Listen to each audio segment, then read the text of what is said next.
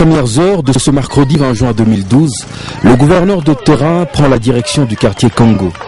L'on se rappelle qu'il y a à peine quelques semaines qu'il y passa pour palper du pied le chaos qui avait résidé sur l'avenue Araucarias prolongée, boueuse et glissante à souhait. En y retournant ce jour, c'était en fait pour dire aux populations riveraines que ce qu'il promet se réalise.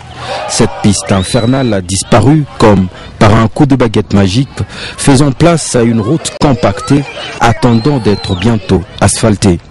Et soudain, ce qu'expriment les habitants du quartier Congo n'a rien de mécanique, comme lorsqu'une ménagère s'impose pour essuyer les chaussures du gouverneur au moyen d'un de ses pagnes les plus chers, et quand un jeune Turc se jette dans un élan d'admiration à ses pieds.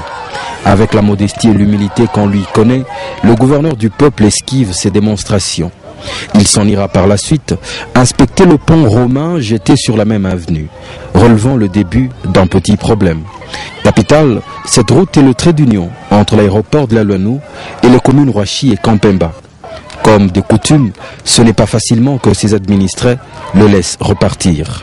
Après le quartier Congo, le gouverneur sportif, sous la casquette cette fois du président du tout-puissant Mazembe, se rend sur les chantiers du stade privé de son club, se faisant rejoindre par Edmond Bazambang, son ministre près, et par le patron des finances du team noir et blanc, Salomon Kalonda.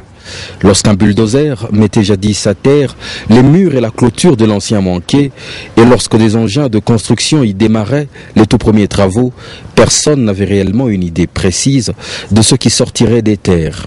En promettant un Johannesburg katangais, l'honorable Moïse Katumbi Tshapwe ne croyait pas si bien dire.